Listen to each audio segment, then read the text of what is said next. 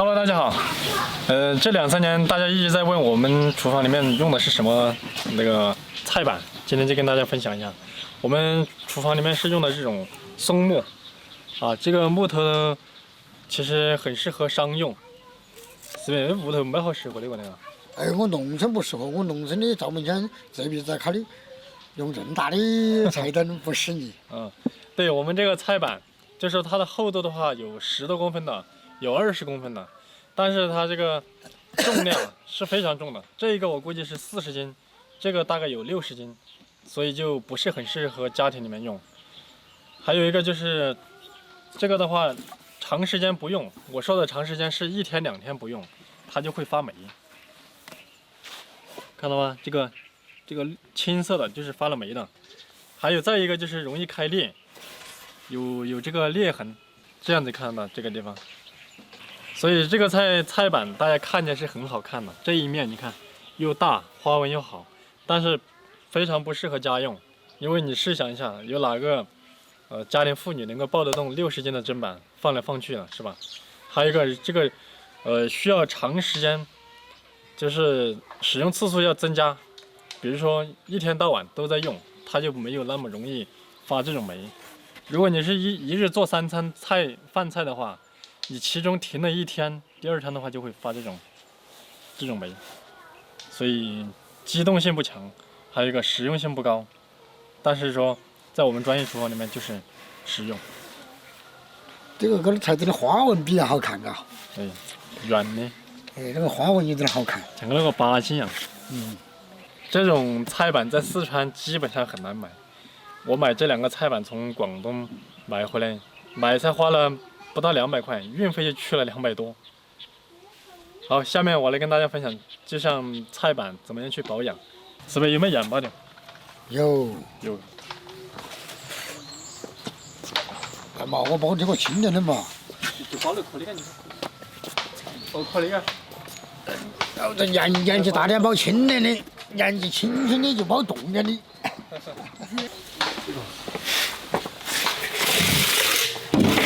我都包不起了，好重哦！哎呀，哇塞，没事。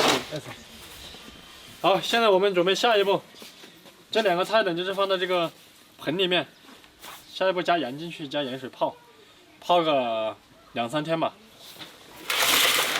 我加盐巴来。这个菜灯啊，上了能大，数字能抬，起码都是那个原始森林的数字才有这么大，人家来锯的。行。好了，我现在把我们家里面所有的盐都拿过来了，全部倒进去。这个比拿蜡烛都还来火哟。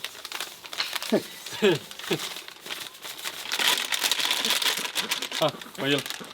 现在我们这个盐倒到这里面，再加水，把它泡住。加盐进去的话，就是起个杀菌，还有一个就是，把这个表面的这个霉菌啊，给它去一去。泡过几天了哟？泡了2天吧。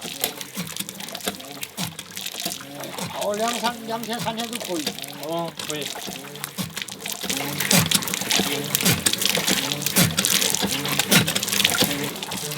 来，这个呛水哟，小孩儿哟。是不？得呛水一个。哦，你看我们这个菜板它现在在冒泡，在冒喷了。对，多烤几下，把这个盐烤化。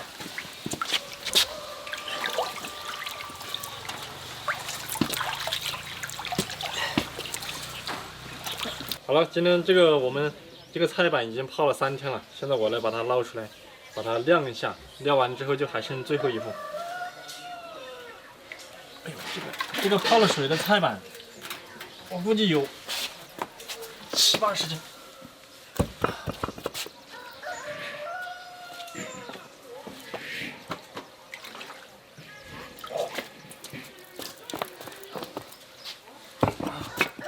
好了，再晾个几个小时。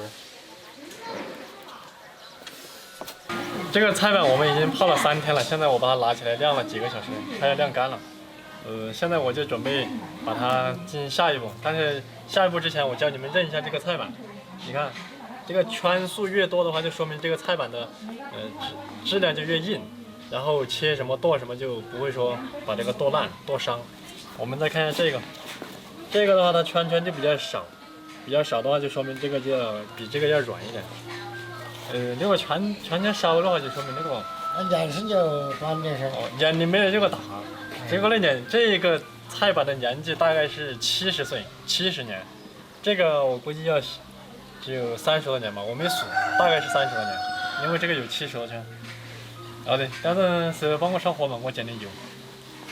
现在我来烧点火，别帮我烧火，我拿这个油倒进去把它烧热，烧热了之后淋在这个菜板上面。这个就根据你们自己调进来了。因为我这里是2个砧板，我估计要倒个2斤。这个油烧到它7、8成，烧到200度左右。目的就是先把这个油灭下菌。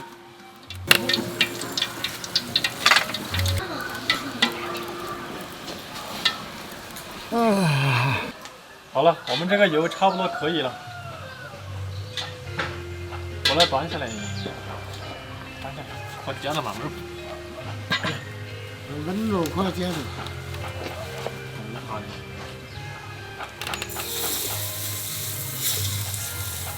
我们这个油稍烫一点，给它这样泼上去。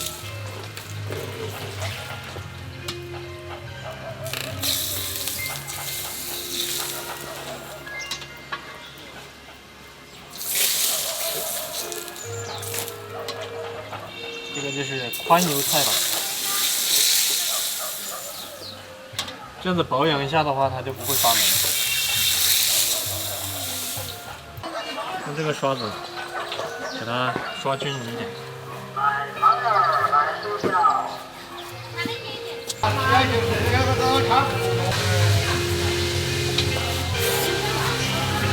好了，我们这个就差不多了，把它刷均匀了就差不多了。